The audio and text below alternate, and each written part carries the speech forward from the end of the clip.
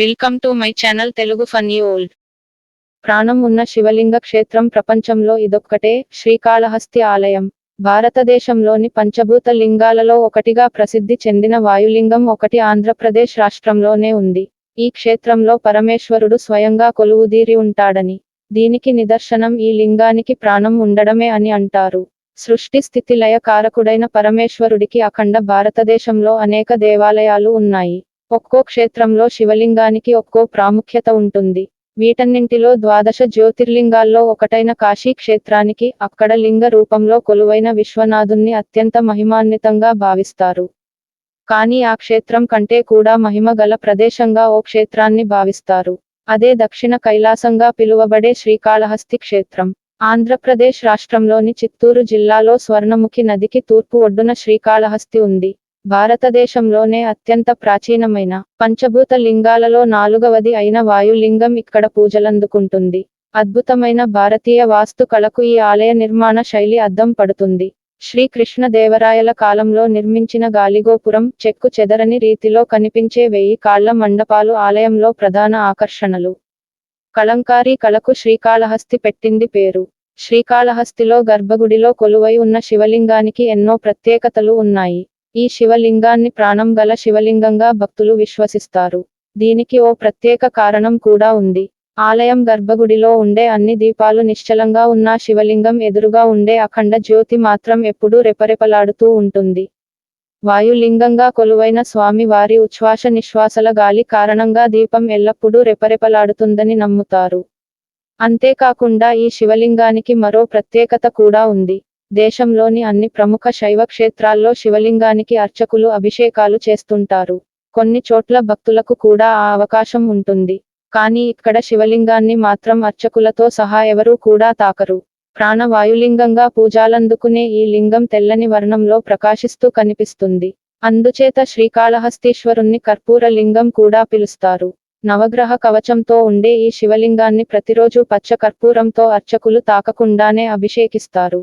శ్రీ అంటే సాలీడు, కాళము అంటే సర్పము, హస్తి అంటే ఏనుగు. ఈ 3 మూగ జీవుల చేత పూజలందుకున్న కారణంగా ఈ క్షేత్రానికి శ్రీకాళహస్తి అని పేరు వచ్చినట్లు పురాణ కథనం. సాలెపురుగు, పాము, ఏనుగుల ఆత్మలను తనలో విలీనం చేసుకుని స్వామి స్వయంభువుగా ఇక్కడ కొలువై ఉన్నట్లు చెబుతారు. ఈ క్షేత్రానికి దక్షిణ కైలాసం, సద్యోముక్తి క్షేత్రం, శివానందైక నిలయం, సత్య మహాభాస్కర క్షేత్రం అనే వివిధ పేర్లు ఉన్నాయి. ఇక్కడ అమ్మవారు జ్ఞాన ప్రసూనాంబ తూర్పు ముఖంగా, స్వామి వారు శ్రీకాళహస్తీశ్వరుడు పశ్చిమాభిముఖంగా దర్శనం ఇస్తారు. గణపతి ఉత్తర దిక్కుగా, దక్షిణామూర్తి దక్షిణ దిక్కుగా ఉంటారు. ఈ ఆలయంలో తూర్పు ద్వారం గుండా ప్రవేశించి మొదట పాతాళ వినాయకుణ్ణి దర్శించుకుని తరువాత శ్రీకాళహస్తీశ్వరుణ్ణి భక్తులు దర్శించుకుంటారు. పాతాళ గణపతితో పాటు ఈ క్షేత్రంలో వల్లభ గణపతి, మహాలక్ష్మి గణపతి, సహస్రలింగేశ్వర దేవాలయాలు కూడా ఇక్కడ కనిపిస్తాయి.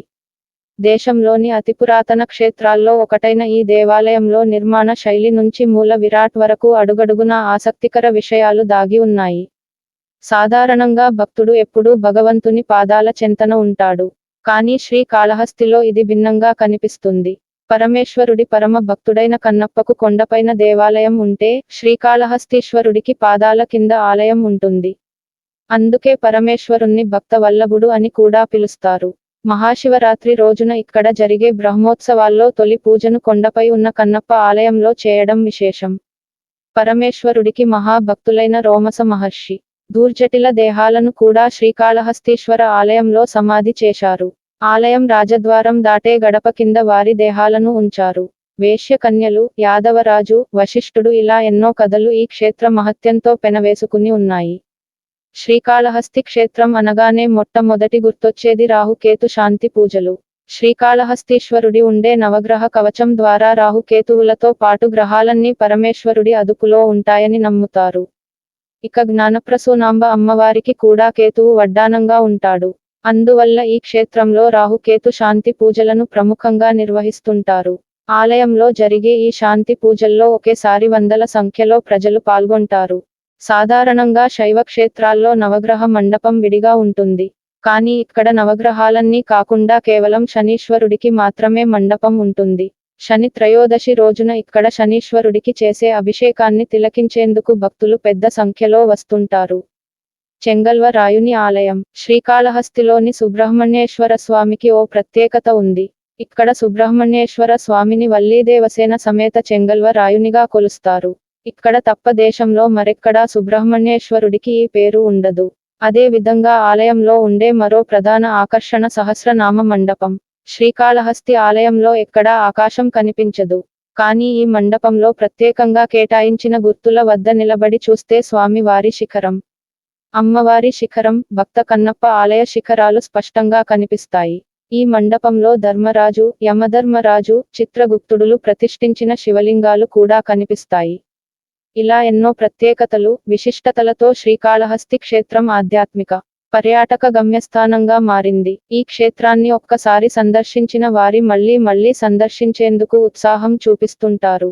ఆంధ్రప్రదేశ్ రాష్ట్రంలో ప్రముఖ పర్యాటక క్షేత్రమైన తిరుమల నుంచి కేవలం 40 కిలోమీటర్ల దూరంలో శ్రీకాళహస్తి క్షేత్రం ఉంది. కాబట్టి తిరుమలకు వెళ్లే టూరిస్టులు, భక్తులు శ్రీకాళహస్తిని కూడా సందర్శిస్తుంటారు. తిరుమల నుంచి ప్రతి 5 నిమిషాలకు బస్సు రవాణా ఉంటుంది.